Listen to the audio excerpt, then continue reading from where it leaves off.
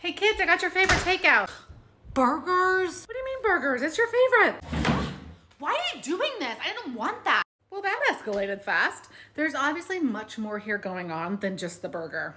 The first thing you have to do here, dear parent, is release yourself from the feeling that like, I tried to do something nice for this kid and now they're just escalating it. Hopefully there's another adult in your life that can help you be seen for the nice thing that you just did. Like, hey, nice, you went out and got takeout for your kids, because this kid can't do that for you right now. So she just shoved a chair and you've got your takeout in your hand.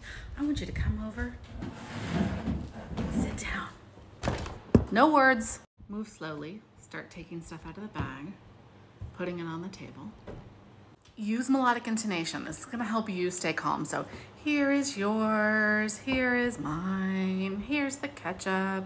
If that kid is still stomping around and maybe hitting the wall or something like that, no, you don't need to respond to that right now. If they will let you and it feels like it would be supportive, you can go up to them and put your hand on their back and say, up, it's dinner time.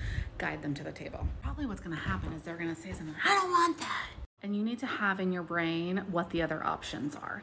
In my family, the other options would be sit at the table, you don't have to eat.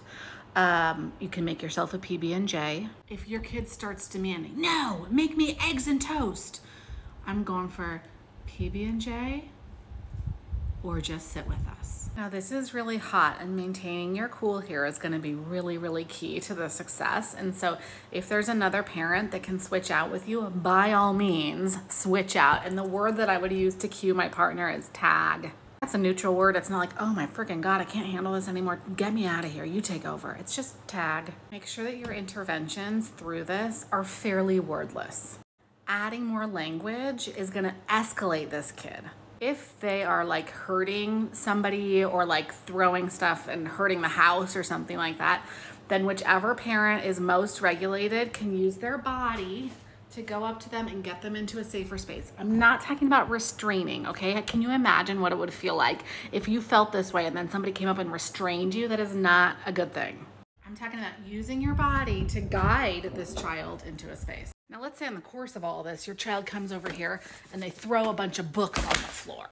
We are absolutely gonna clean this up, but it might not happen right now. Right now, I'm just trying to get this kid back to a ready state of cooperation. I'm focusing on their regulation, their breathing, their body language, their heartbeat, look in their eyes. Like, do they look like they're coming into the relationship with me? If they start to come back over to the table, and maybe they even come over here and they sit down with my family, I'm not saying anything. I might push the burger over to them or like get them a glass of water, but I'm not saying like that wasn't okay or you can't act like that. Now, the books are still over there pulled out. So after dinner is over, I'm gonna continue through with very little language on like, you know, getting the plates and stuff to the sink. And if the kid seems regulated enough, I'm gonna say, okay, you and me gotta go clean those books up, let's go. Notice I'm using like a whispered voice. If I don't think the kid is regulated enough to do that, like that's gonna be pouring gasoline on it, then I'm gonna think about what is a deeper, more regulating activity that we can do before we go clean up the books. Bike ride, walk, taking a shower. It might even take a couple of hours before the kid is ready to come over here with me and clean up the books. Now, when they come over to clean up the books, I will absolutely do it with them.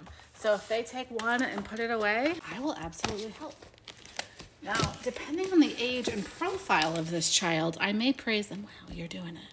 Okay, if they're older or if they don't like a lot of praise and attention, I'm just going for like, wow, yeah, thanks. And then I need to spend some time really figuring out like, where did this come from? Why did this happen? And you probably need some help in addressing the root cause here. Like, what is it that's going on for this kid that is producing this kind of reaction when you come home with a hamburger? Maybe they had the idea that you were coming home with tacos and then you came home with something else and it just disrupted everything for them. I don't know if that's it. That's one of the many things it could be. But really understanding the root, that root would be about like expectations and flexibility. Is what you need in order to move forward. And that is what I do inside of my course, is I help you figure out what is the root cause of your child's behavior and what are the tools that are perfectly matched to your unique and individual child. DM me the word parent and I will send you some more information about how my team can help you figure this stuff out and solve it once and for all.